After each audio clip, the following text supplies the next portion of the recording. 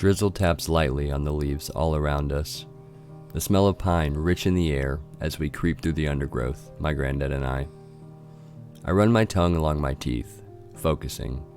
I raise the rifle a little higher. A NoSleep. A way higher quality weapon than I should be using. The thing is wasted on me. I'm an appalling hunter.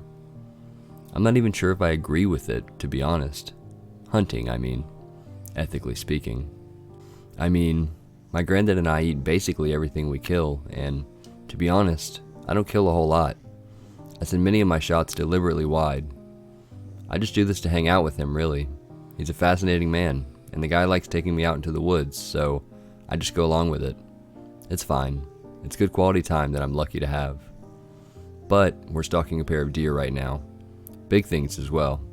I'm pretty sure the creatures know we're here, but you can get surprisingly close provided you don't actually give off any sign that you're trying to shoot them. "Stay low, Robbie," he murmurs through the side of his mouth. "Move to your right past the bush, then it's a clean shot. Take it when ready." I like my name. Named after the man beside me, as it happens. Robert. He being Robert the First, and me being, of course, Robert the Second. I nod and creep into position, taking careful aim as instructed. I see a thumbs up in the corner of my eye, and I shoot. I miss. The sound ricochets around the forest and birds burst from a nearby tree, shooting up towards the sky. The deer wheel around in panic and make to leave. "God damn it," my granddad mutters and raises up from behind the bush, bringing his rifle with him and firing off a quick shot. My ego is somewhat relieved by the fact that he misses, too, and we both watch as the deer disappear into the undergrowth and shadow of the forest. The man lowers his weapon and looks at me. I do the same and give him a shrug. We hold eye contact for a second, then he breaks with a chuckle, shaking his head. "Damn it, Robbie. Every time I think I've taught you something, you manage to pull off some magnificent blunder just like that." "Hey, well, you know what they say. You shouldn't judge a fish on its ability to climb a tree." "I ain't judging you on your tree climbing ability. You're my grandson. I'm judging you on your ability to swim, fishy." I point to the shattered branch my granddad caused when he fired his shot. "I truly am learning from the best." "Bastard," he snorts with a laugh, thumping me on the chest. "Come on, let's track him. Plenty daylight left." We push around the bush and head through the little clearing, stepping over a fallen log and making to follow the route the deer both took. But my granddad suddenly stops and holds up his hand with his head cocked to the side. I pause likewise, waiting, holding my breath and listening intently. My ears hone in on the sound of rustling foliage and snapping twigs. It grows louder, heading towards us, in the exact direction the deer were running from. "Jesus!" my granddad grunts. "They're coming back this way. To Lipsina," but he is cut off by the sudden emergence of the deer through the bushes ahead, rushing right at us from the green, gloomy shade. "Shit!" I shout out loud in a panic. The deer make no attempt to run around us in the slightest and run instead directly towards our position. I raise the rifle and take rapid, shaky aim. "Damn it, Steve, down!" Grandad shouts, grabbing me by the sleeve and hauling me to the forest floor, back behind the log. "Steve?"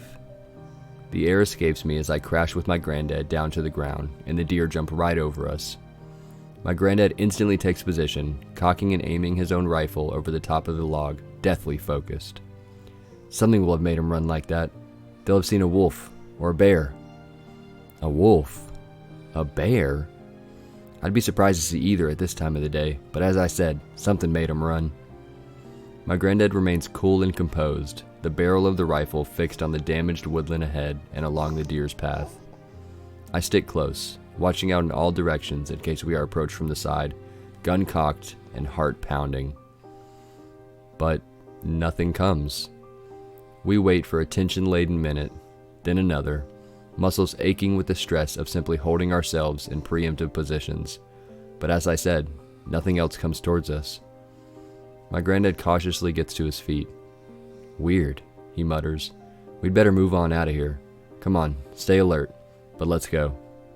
I nod in reply, and together we make a swift but careful exit from the little grove, heading back through the woods and retracing our steps. After what I hope is something of a safe distance, I ask my granddad a question. "Why'd you call me Steve back then?" "Eh?" "When the deer were coming at me, You called me Steve. You said, Steve, get down. Huh. Is that so? My granddad asks, scratching his chin. I don't know. You know Steve, though, right? Old friend of mine. I swear I've mentioned him before. I consider. Yeah, maybe. Once or twice? Grandad shakes his head. I've definitely talked about him more than that. You probably weren't listening. He sighs. It was just the moment, I suppose. The way you were standing. The deer coming right at you, raising your gun. What would have happened if you'd shot one, eh? It would have gone right down and knocked you out with it. I don't know. It wasn't all that big. It was bigger than you're giving it credit for, and at that speed, would have flattened you. It's what I told Steve all those years ago. He did the exact same thing, the idiot. What's he up to these days? My granddad does not reply. He only looks out into the depths of the forest. We're atop a high hill, and the trees give way to a view across a deep, green valley. The sky is gray overhead. The man tuts and shakes his head. Steve isn't around much anymore. Oh, sorry, he's not dead, is he? My granddad grimaces. I don't know, exactly. You don't know? Look, just drop it, kid. A story for another day. Let's just get back to the campsite, cook that rabbit we caught earlier. He pauses, putting out a hand, and I stop at once, following his line of sight. I hadn't even spotted it, but it chills my blood to see it now. Gives me the shivers even remembering. We stand only a few feet away from a deer. It's one of the same deer as before, I'm sure of it. Neither of us had spotted it because the thing is standing entirely still, like a statue. A taxidermy almost. The hell? Grandad whispers, staring at the creature in surprise. He squints and then leans over to me. It's breathing, though only barely. Look down there at its chest. I do so, taking the spectacle in. The deer has one hooved foot placed against the trunk of a tree, which in itself is quite curious already, but the animal does not move, even slightly. It does not blink. Hey, my granddad barks, then louder. Hey! He claps his hands, but the deer does not react. Then, in time with a sudden flurry of water from the rain-soaked leaves above us, the deer slowly turns its head, all the way around, until it is staring at my granddad and myself, one eye on each. My stomach drops, though I'm unsure as to why. The deer is... I don't know. Something is wrong. The thing must be sick, my granddad murmurs. We'll take a different route back, go wide of this creature. We're too close already as it is. Yeah, I mumble, and the two of us edge away and through the undergrowth, taking a new direction as the deer watches us go, deathly silent. I shiver, as it at last passes out of sight, lost behind us to the watery green shadows of the forest. Later that night, after returning to camp and preparing and eating our catch, I bid my granddad goodnight and crawl into my tent, zipping the flaps up after me. I fumble around in the near darkness for a while, my lamp casting intense black shadows out in all directions as I shift it from place to place, trying to work my way into my sleeping bag. It doesn't feel particularly cold at the moment, but the temperature has the potential to suddenly drop at any given minute, and I don't want to wake up frozen solid at 3 a.m. As it happens, I don't. I awaken at 3:15, not frozen, but slick with sweat. Roused from a dreamless slumber, my ears prick up at the sound of a rustling and snuffling outside, right by my tent. I hold my breath and grit my teeth. It's this fear of the unknown that gets me. It's probably just a rabbit, or a hare, but the possibility that it could be something larger, something more dangerous, is impossible to ignore. For some reason, my mind does not go to an image of a bear, or a mountain lion, or anything like that. It goes to the deer, frozen in place, eyes unblinking, head turning as it watches my granddad and I pass by. Something presses up against the tent, right by my head.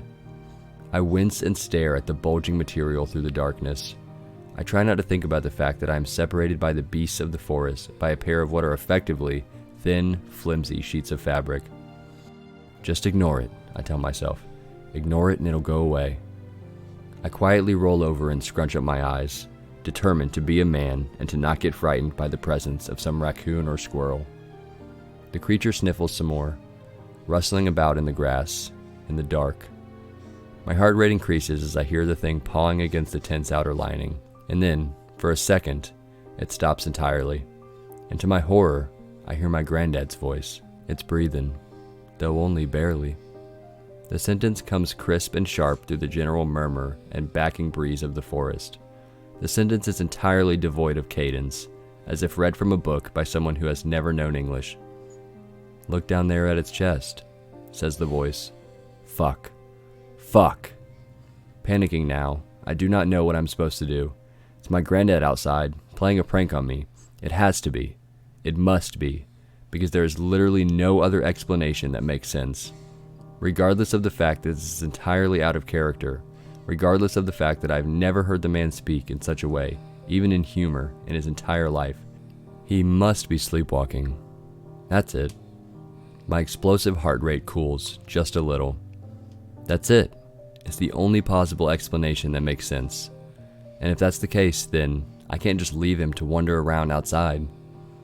Despite my fear, I gently ease my way out of my sleeping bag. You might think I'm an idiot, but if my granddad is wandering around in the woods in a daze, he could get lost, or seriously hurt. So I push aside my irrational fear, and with a shaking hand I reach for the zip, pulling it up with a noise that is far too loud for comfort. Fuck it.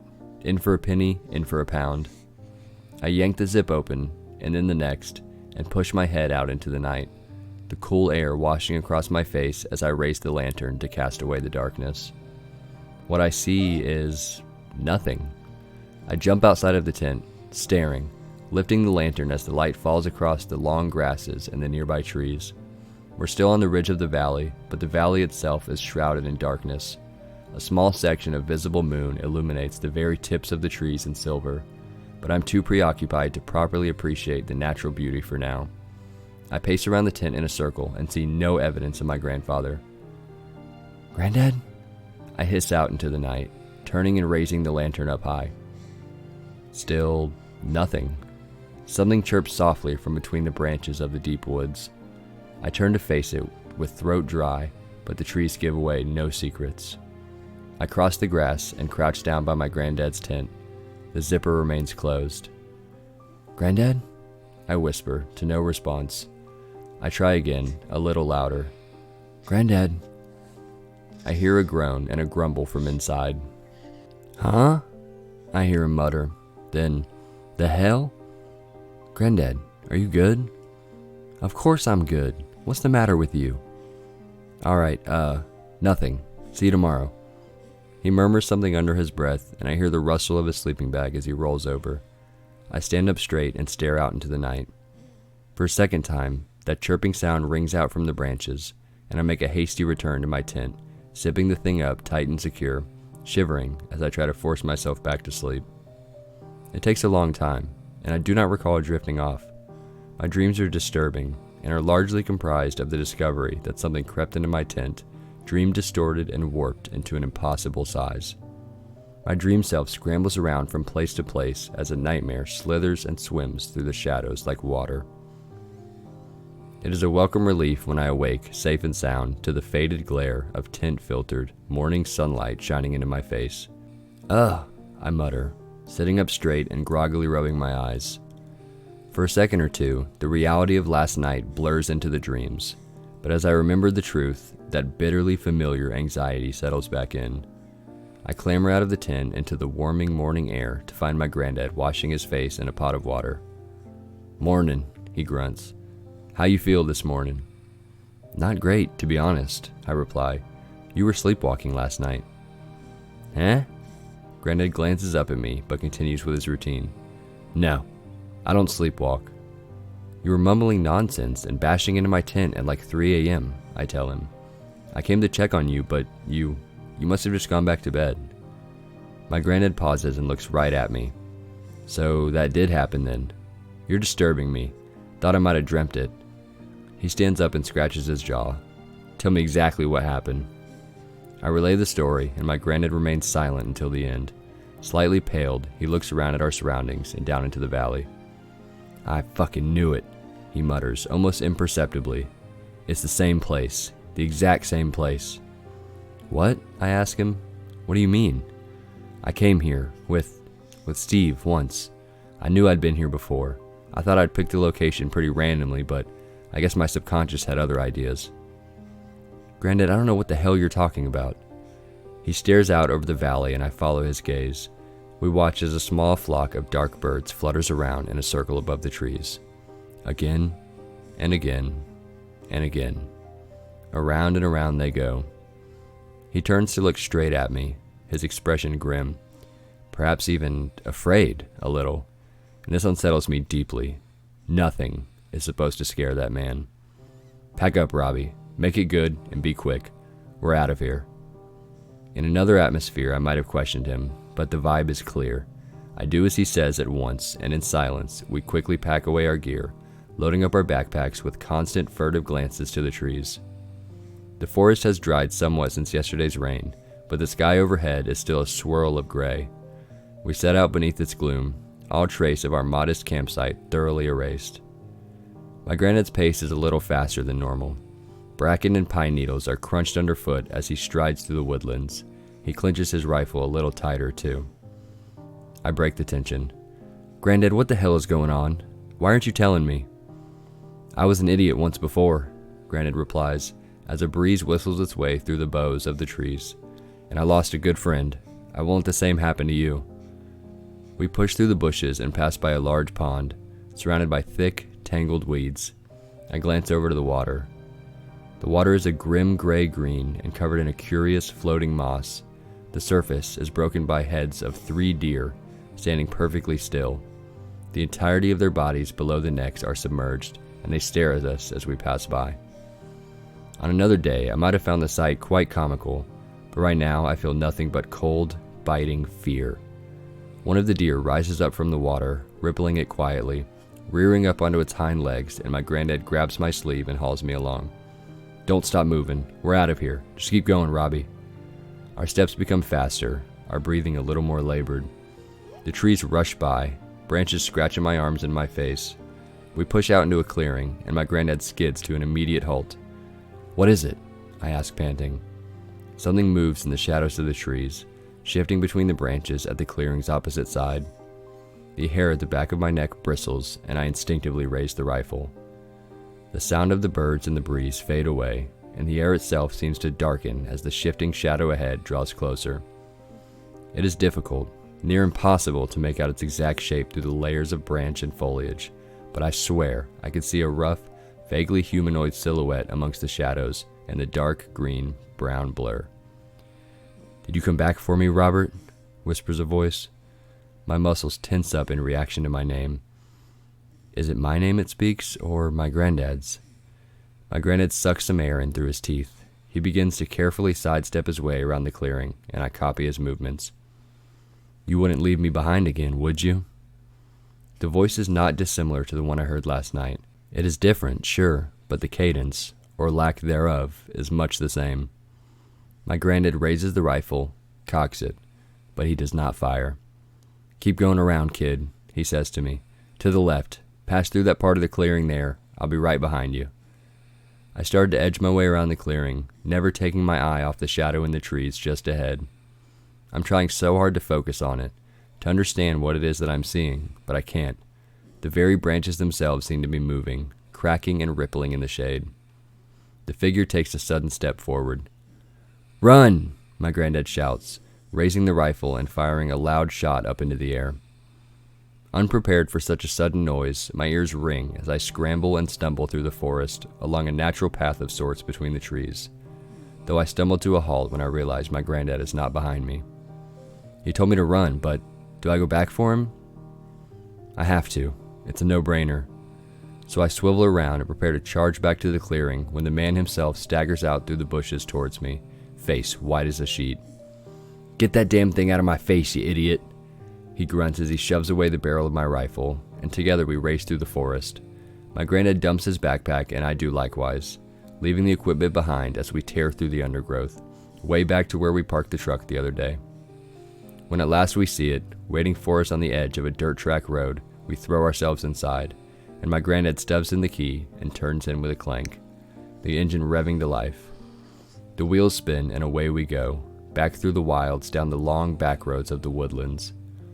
I summon the courage, after a while, and once the air is cooled, to ask my Grandad what he saw. What happened after he fired the rifle? Thing tried to speak to me again. The deep woods, Robbie. I'm sorry for taking you there. They can screw with a man's mind, these places. Real bad. There was something there, though, wasn't there? Something real. Yeah, I think so. Was it? I falter. Who was it, Grandad? A nightmare, that's all. Something that shouldn't exist, by all the laws of nature. Its voice, did you recognize the voice? You said you heard something outside your tent last night, right? I nod. It sounded like me? Yeah, I reply. But it wasn't me, was it? No, I reply. No, it wasn't. Sometimes we hear voices. Don't mean they belong to anyone. So why didn't you shoot it? What? His hands flexed and clenched around the wheel. You fired the rifle, but you aimed up into the air, not at the shadow. Why did you do that? To this, my Grandad has no answer. He only reaches briefly across to pat my shoulder, and as the clouds swirl overhead, we spend the rest of the long drive home in contemplative silence. Silence, with the occasional glance to the thickets of trees that pass us by.